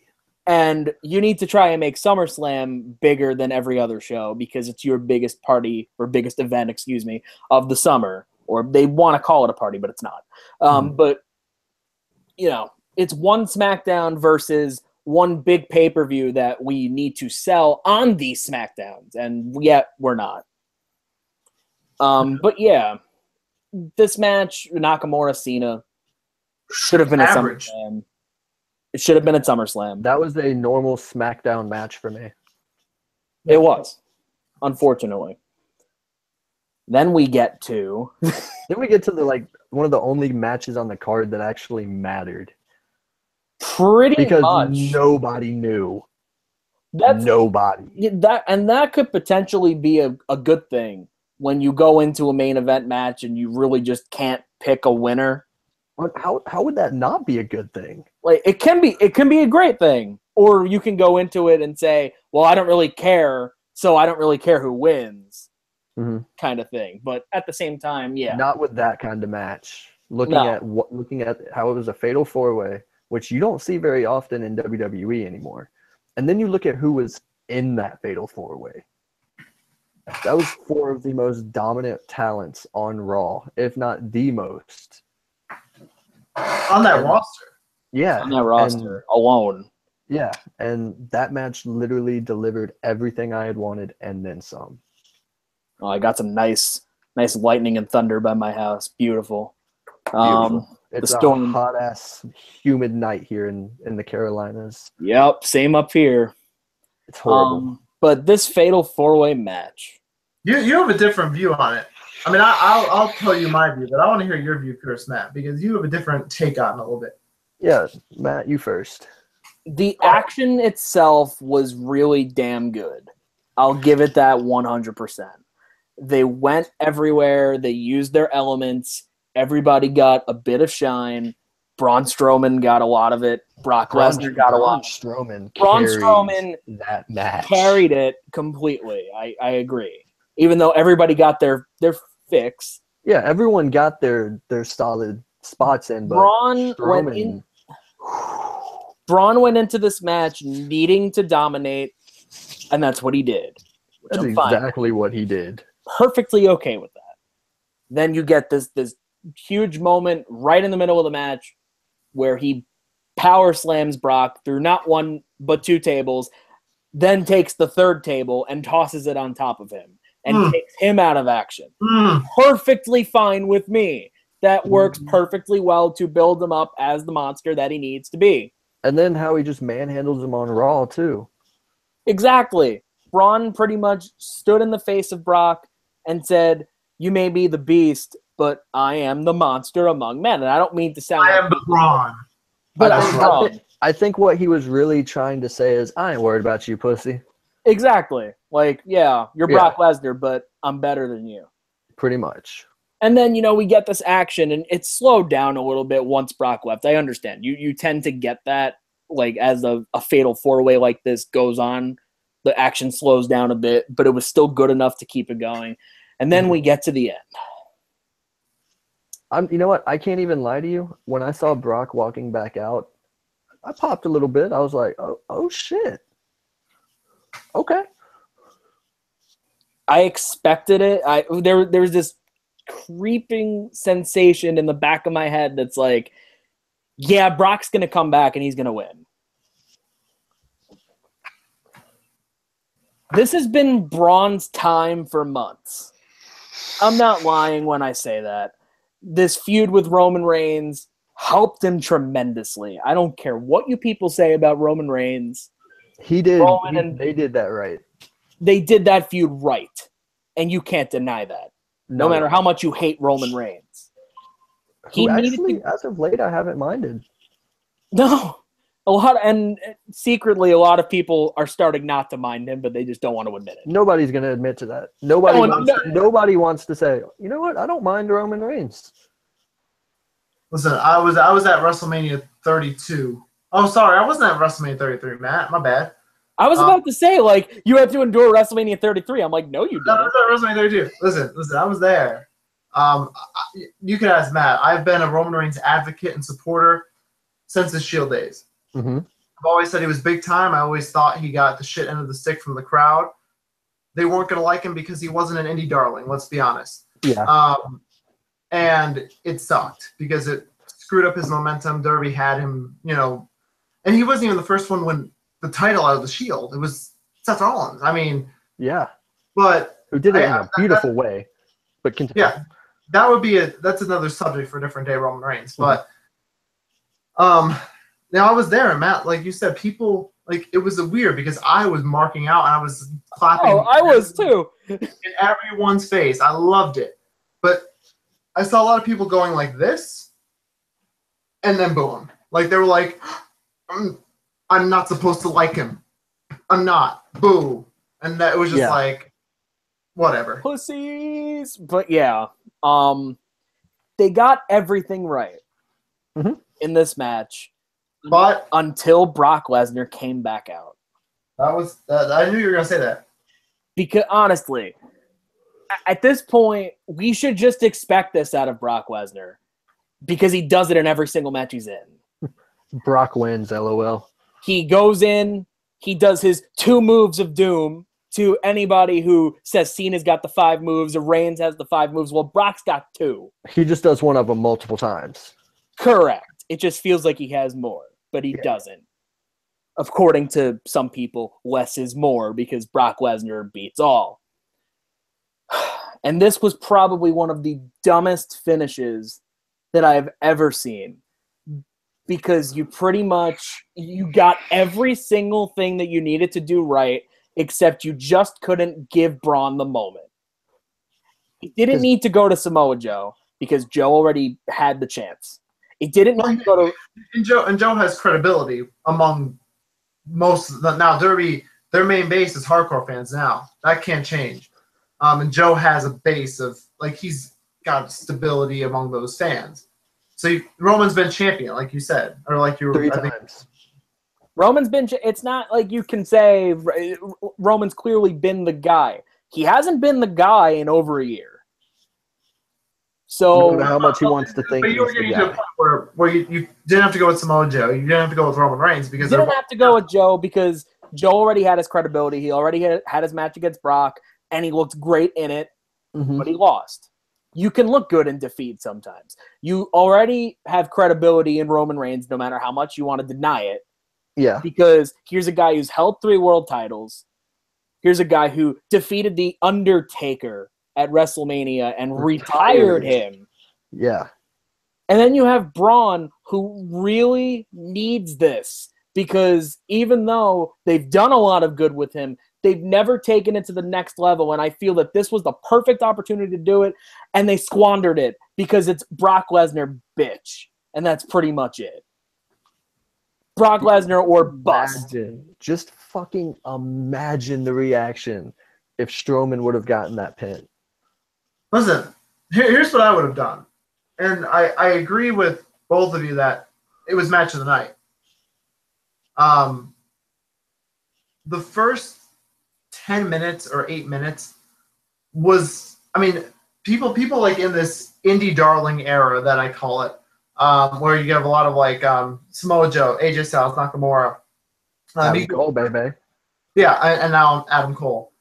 When you're in this indie darling era and you have 4 big super heavyweights battling at the top, it's kind of nice. It's kind of a nice change. And honestly, like, you could, I mean, Matt can tell you, I don't watch a lot of New Japan or ROH, whatever. Now I don't watch Derby a lot either. But it was nice to see that these 4 super heavyweights got that much of a pop from the crowd because it can work. We need big guys. We need super heavyweights. We need cruiserweights. We need indie darlings. We need all different shapes and sizes in wrestling. And I felt like wrestling was going one way. And it was going down the former independent wrestler pay your dues way. And it was getting smaller and smaller. Now, the main event just looked different. And it felt different. And it felt WrestleMania of the summer big. Like, it felt like, man, this could be a WrestleMania match. And what they did, they came out swinging. Braun Strowman got nuclear heat when he slammed Brock Lesnar to that first table. Then he slammed into the second table. And then they want the crowd was chanting one more table. And he picks up the table and pushes it on top of Brock Lesnar. The crowd went nuts. I popped. I don't pop a lot. I popped for that. And I mean, it was great. It was just 95 miles an hour from that point to when Braun Strowman tipped the table over. And to me, at that point, Brock Lesnar gets carted out. Braun Strowman, you go with Braun Strowman at that point. I don't even need more theatrics from you in the ring. You could maybe false finishes, maybe. But I say Braun Strowman goes back in the ring, cleans up his work. You establish him right then and there as a badass. Brock doesn't need to come back out because Brock never got pinned. And then you could go into that, well, I never got pinned. I never really got defeated. I had to get carried out of the match. Or hell, if you really want to do something crazy, have Brock come back and just have Braun finish him. Yeah, I mean, that's fine. And here's the thing about that. Like, I wanted Braun to just finish it because at that point he got the best reaction of the night, and I don't even think it's close. I think what he did in that match, it was spectacular. The crowd was on the edge of the seat. It slowed down a lot. Then Brock Lesnar came out, and then I'm thinking, are they going to go with Brock? And then I remembered what's coming back in like 2 weeks on Mondays? Football, right? Yeah. The NFL, where Derby historically loses 10 to 20% of their audience. Mm-hmm. Who would you rather have champion? A less established Braun Strowman or a name in Brock Lesnar? That's when I knew it's over. Lesnar 1, 2, 3. At least Braun Strowman didn't get pinned. That's all I'm gonna say. Yeah, Roman ate the pinfall. Wouldn't you look at that? I'm glad Joe didn't get pinned. I'm glad that Roman got pinned because if Braun got pinned, that would have been bullshit. I'm sorry. Yeah. That would have taken everything that they have put into Braun to build him up, and they just throw it on the ground and stomp on it. You could make some argument for Joe taking it, but at the same time, like, you still needed to make him look good, and they did. Roman, on the other hand, like, one loss isn't going to kill him. He's still going to be on the top. Exactly. But I completely understand your logic, but I'll counter with this. How often is he really going to be on? I understand that, and that's why he was on the night after, and I think maybe they're gonna up his appearances, they're gonna pay him more money, because they don't want to lose 10 to 20%, and they always lose 10 to 20%. Especially now, I considering don't think they can afford to right now. No, especially now. Like, losing 10 to 20% a couple years ago, you still looked at the ratings they got, and they were pretty okay. Now, forget it. You lose 10 to 20%, it's pretty embarrassing territory right there. Yeah. I think, to me, also Brock Lesnar, I think he gets a big pass because he has a name. I think if that were just change it to John Cena, just for a hypothetical. I think if John Cena got body slammed twice through an announce table, and then an announce table got thrown on John Cena, then he got carted back out. Then he came back out. Imagine the reaction. Imagine how pissed people would be. Dude, people would be outraged. Yeah, I'm so tired of, like, the hypocrisy. Like, oh, well, I mean, it's a double standard. I understand why it's double standard, because Brock's not John Cena, and he went to UFC, and he's a former NFL player, but he's a legitimate badass. That's the double standard. But and then to me, I don't understand it. He just walked out on Raw, like without a problem. And he was bouncing around. Like, at least show me a little bit of, like, you're human, obviously. Like, at least show me a little bit of realism. Make it look like you went through two tables and got crushed by another one. Like, he was literally with Heyman, he was like bouncing around, like he was like ready to go, and I'm like, you just went through hell last night. Like, when four Titans clash, you should just be annihilated, and you should actually show a little bit of, I don't know, like, you're hurt, a little bit of wear and tear to make it more realistic. But that's my gripe about Raw. But, like, I don't know. I think Strowman, you go with the nuclear white hot heat in that moment. You create a star, and then you see where it goes. But I understand if we know the NFL is upon us, and I think they're worried about losing that 10 to 20%. Well, that's also a potential reason that they brought Cena back to Raw too. Yeah. Oh, that's definitely why they brought Cena back. Because you got Brock and Cena on Raw. Like, people are probably going to pay attention. Like, even Cena will make more appearances than Brock, but at least Brock has the strap, so you're more inclined to watch Raw. Mm-hmm. But yeah, I don't know. I get your logic, and I get that it was a poor timing. I mean, but I mean, like, listen, like, Nakamura missed opportunity to me, and Braun Strowman missed opportunity to me. I mean, Braun Strowman looked great, didn't get pinned. You did everything right, but I think you should have got the belt. Yeah, exactly. Like, if you looked great, but it's like, if you don't have them capitalize, then how great do they really look? Now, I have something to say here. Welcome back. Oh, welcome back, Alec. I think that in a strange way, having the belt still on Braun is making new stars. You mean Brock? Did I say Braun? Yes, you did. said Braun. I meant Brock. What a welcome back. But anyway, I think in a strange way, it's creating stars, because look on the blue brand. You have the belt on a new guy in the modern-day Maharaja, Jinder Mahal. But what is that actually doing? You said it wrong. How did I say it? God damn it. Keep going. The modern-day Maharaja. I can't roll my own. Thank you. I can't. I can't either, so that's why I was hoping you could. I can't. There was like one time where I had it for like 10 seconds and I was impressed with myself and then forgot how to do it. But anyway. Story of my life. So, in a strange way, it's actually making stars because you're looking at this and you see Samoa Joe, who just came into the picture before WrestleMania. Yes, he established himself elsewhere, but not in WWE. And it doesn't matter where you establish yourself. Look at Nakamura. You're not shit until you're in WWE. Exactly. And you make it in WWE. And right now, Samoa Joe actually looks really strong. He looks like a top guy. And so does Braun Strowman, who's fighting through basically death to try to get the belt. And he did almost get murdered a few months back. That's what I meant by that. Yeah. You're basically making stars because it shows how hungry they are for the title and how hard they have to work for it because Brock's only there once every couple weeks. And when he's there, you have to make the most of your opportunity. And it makes sense. And I think it's really helping to build these stars. I mean, I think it builds them, like you said, their hunger rises, and I think people see that. But I don't remember Brock Lesnar going out of his way to put someone over. Maybe that's going to change with Braun.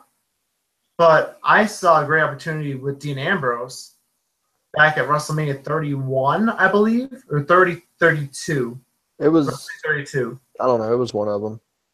And 32. Brock Lesnar squashed Dean Ambrose, and that really hurt Dean Ambrose for a little bit. Oh yeah. I'm waiting for Brock for himself to put someone over. But I get what you're saying about their hunger rises, and you see what they're going through to take it off of Brock. And once somebody does, it'll be a major impact. Deal.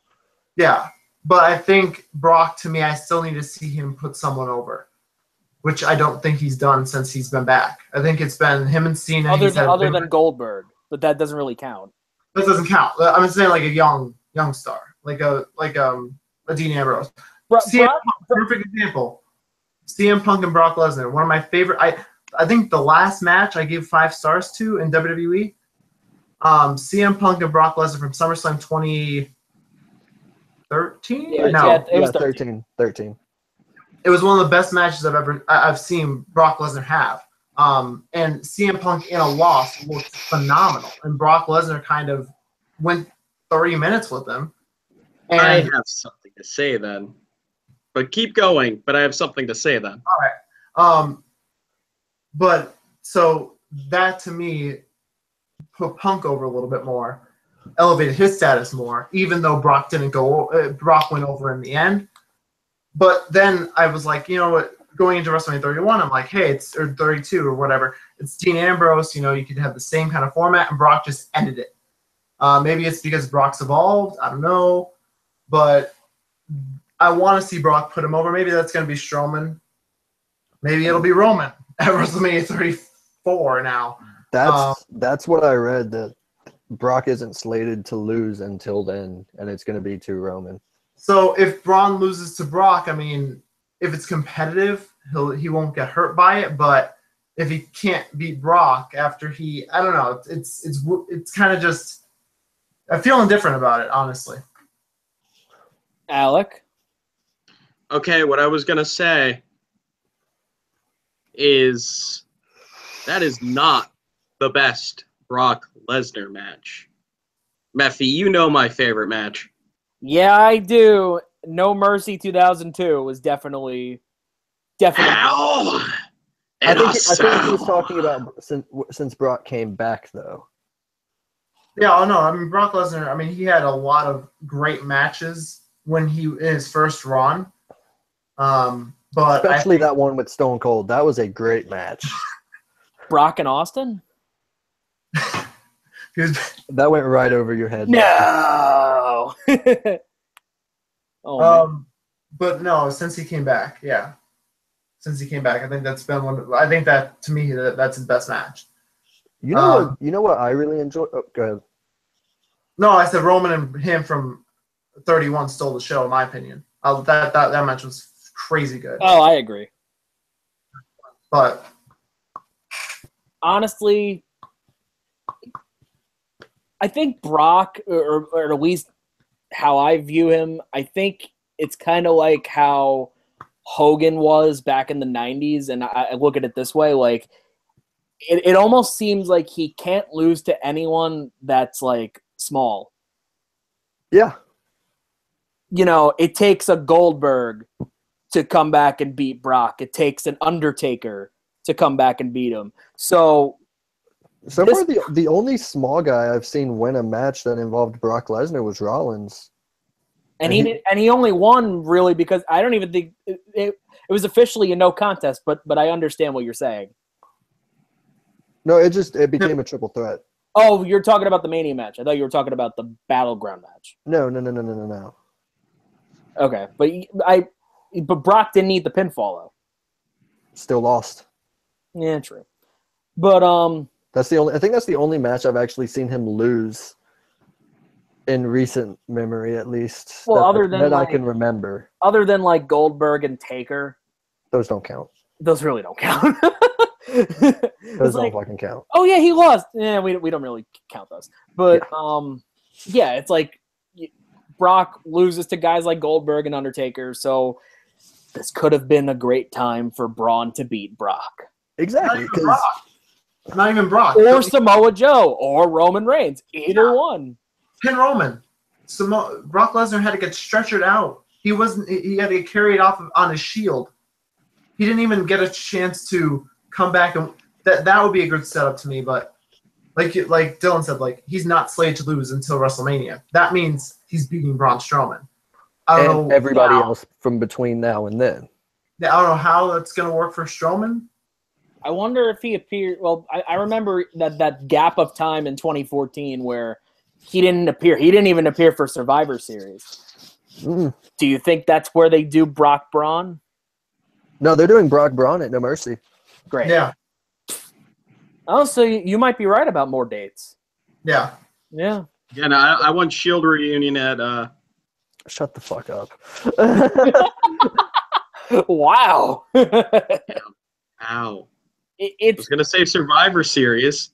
it's bound to happen. The only way I want to see that is if they help him win a Universal title.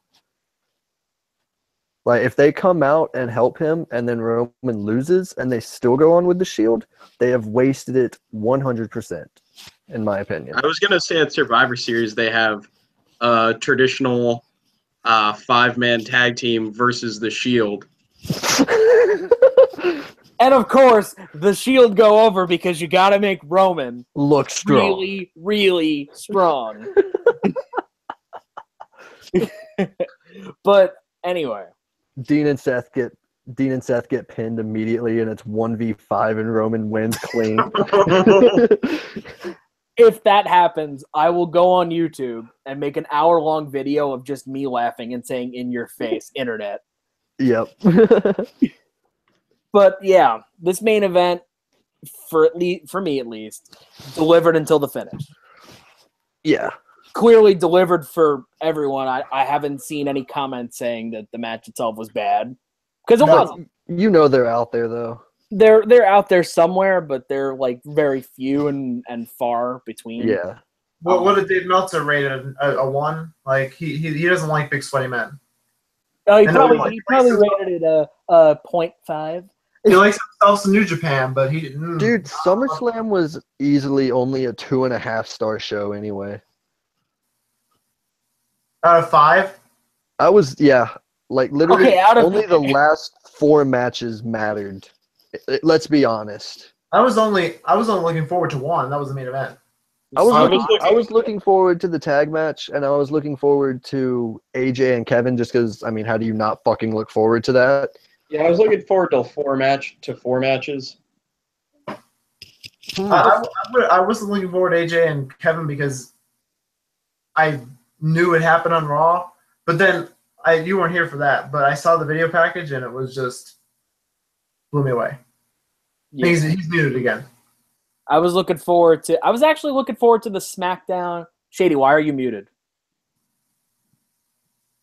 I think he's just talking to someone. Good question. Okay. I was kind of looking forward to the SmackDown tag title match until they moved it to the pre-show because that match actually had some story to it. There was actually a build to it. That rap battle match. What'd you say, Shady? Sorry. I heard the Usos and New Day had a fucking killer match. They had an almost 20-minute match that really, really delivered. Unfortunately, it main evented the pre-show. But instead, we got to see Big Cass versus Big Show. Because that'll put butts in seats. But yeah. Okay, Dubba C Dubba. Hashtag Shark Cage. Seems like at the end of the day, for the third straight year, WWE went out, tried to make SummerSlam the big event of the summer, the WrestleMania of the summer, and for the third straight year, they mostly failed. Mm-hmm. Because it's like the longer you go, the worse it gets, except for the main event of that night, clearly. But yeah, SummerSlam had some good, but it was few and it was far between, and that's pretty much all I can sum it up as. Now, so, if you want to talk about a good pay-per-view, let's talk TakeOver. We talked TakeOver already, but Great Balls of Fire. Great Balls of Fire. But yeah, TakeOver. TakeOver, I didn't watch. TakeOver from I will say this. I will let you guys talk TakeOver. I didn't watch because, I don't know, I haven't been watching WWE. It was fun, Matt. It was fun. Nice meeting you too. Shady. Mm-hmm. And does Alec have a nickname? Alec. Okay. I mean, not at this moment. I'll call you Pikachu. I'll call you Pikachu. Pikachu and Shady. Mm-hmm. Or call me ATM. You can call me ATM. He is actually a rich British man, so. All right, ATM. That's a story. That's a story for another time. I want to hear that story, by the way. But nice meeting you too, Matt. Thank you for having me. No problem, dude. I hope I gave you rant and deep thoughts that you will take home. You're already home. It doesn't matter.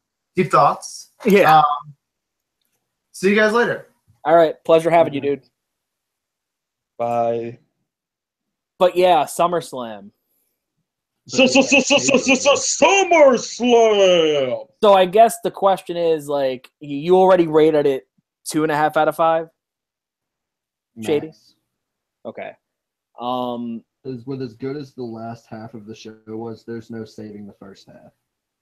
Alec, what would you rate it if you had to rate it? I'm going to argue Shady's point and say that's wrong, that the later half very much influences the entire show, while the first half kind of more sets expectations for the later half of the show, and the later half of the show delivered. So I'm going to go... I don't know if I want to give it a 3 or a 3.5. Okay, so let's give it a 3.25 out of 5. Give it a 3. You're gonna give it a 3? I'll be nice and give it a 3. Shady, take over a 5. Take your Shady. Get your other earphone up there because we can't hear you. The microphone's on the other part, isn't it? Looks like it is. Looks like it is. It's been bothering me for the past 5 minutes. I'm gonna give it a. So my official is a 3.25. I'm gonna give it a 2.5. My official will be a 2.75. I'll meet you in the middle. Because it's like good one, good job. Because it's like, yeah, the first half kind of sucked, and then the second half was pretty good. So kinda.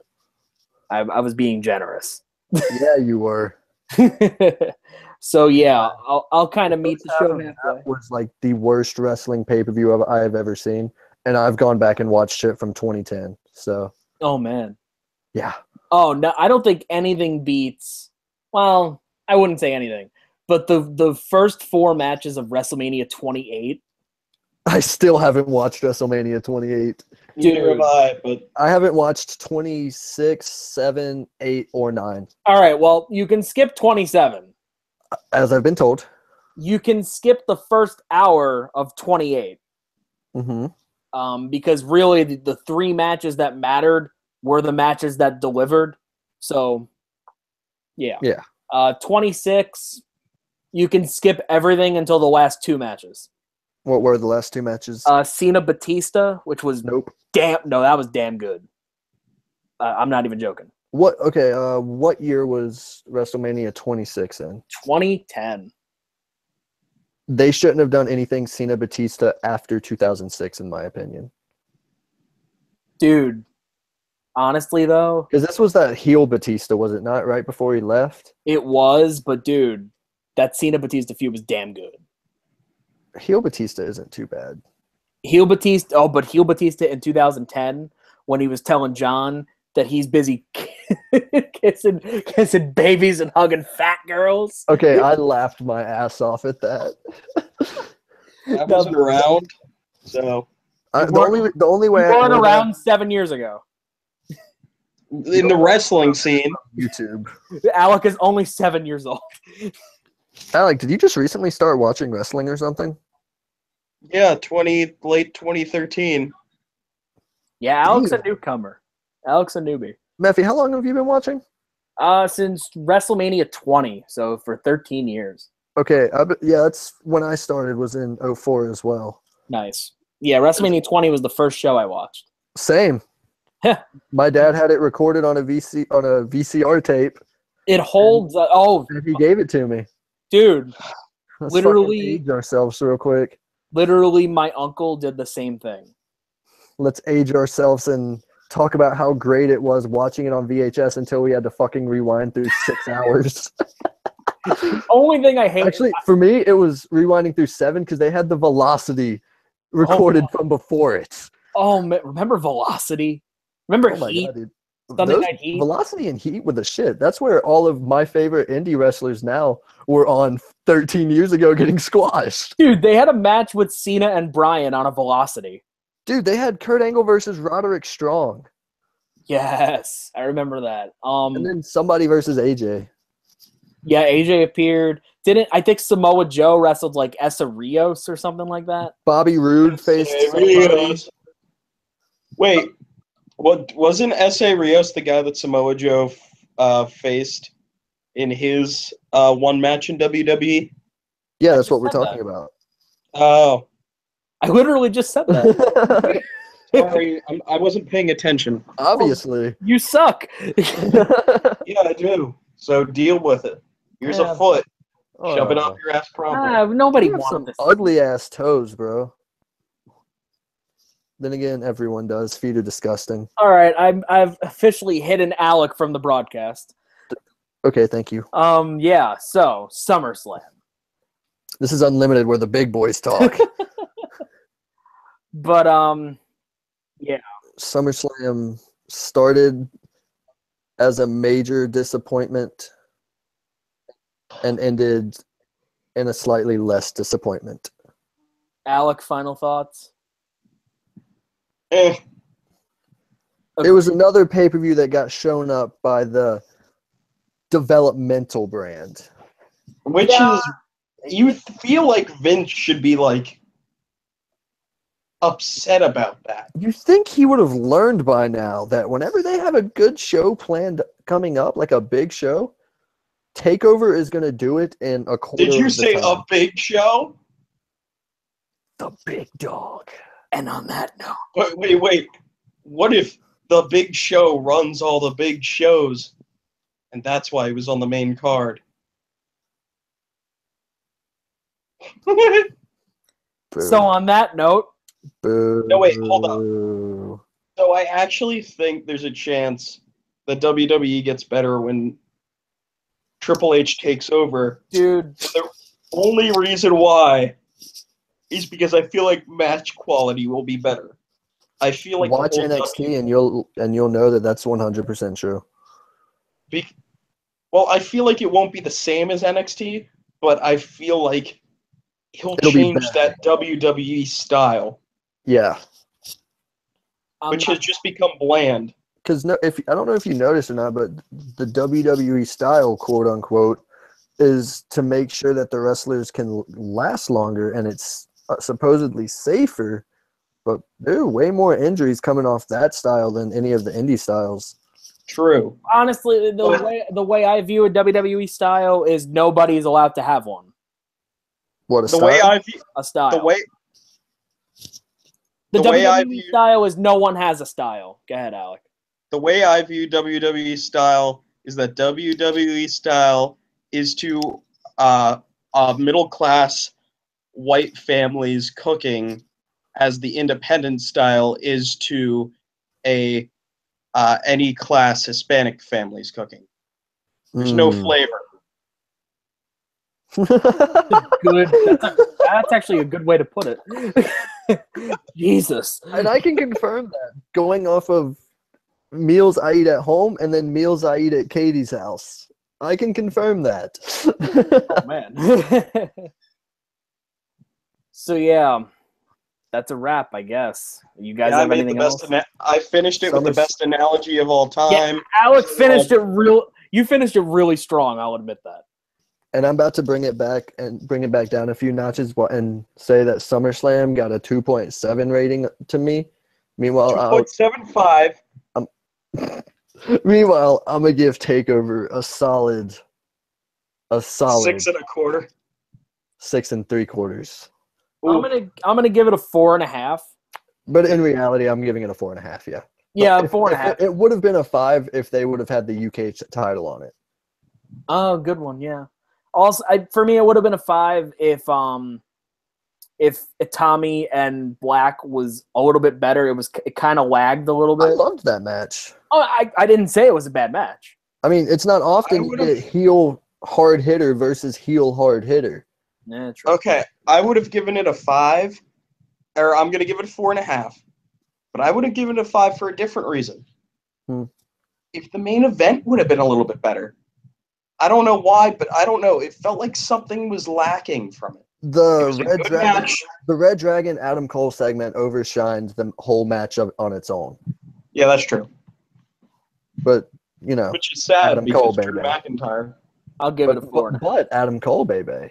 But Bobby Roode's on the main roster now. Wait. so- I have a match proposal for you guys. Oh, God. Here we go. Don't say the How Elite about- versus Adam Cole and Red Dragon. No. Don't say a Nay. shark cage match. Nay. It is a contract on a pole match Oh, God. for... No, don't you dare. Don't you dare. Rusev. It's Adam Cole versus Chris Jericho, and the contract is for the right to yell "baby" at any time. Don't you dare make me choose. You are Vince Russo. You're evil. Get out. You are You're the modern day Vince Russo. Oh my God. You're the guy Except I'm not I'm from be New York, though. I'm gonna be talking to you about a spot on a creative team here pretty soon. But that's a story for another day. Anyway. Can't say anymore. So we're done, right? Yeah, pretty much. I want to thank John, Shady, Alec appearing on the podcast once again. I'd like to thank all 48. We went up one of my subscribers. Yay. Wait, hold on. I might be able to make it 49. Beautiful. Okay, Make it rain. my soon-to-be 49 subscribers. Unless I'm already subscribed. I don't even know. I just kind of show up from time to time. For I liking. don't watch. I just show up. Okay, valid. Yeah. I'd like to thank you guys for liking, for disliking, for sharing, for commenting, for subscribing. Thank you for making the first 15 episodes of the podcast a success. This is episode number 16. I'm Matt from Unlimited. You have watched the Unlimited podcast. Bye-bye, baby.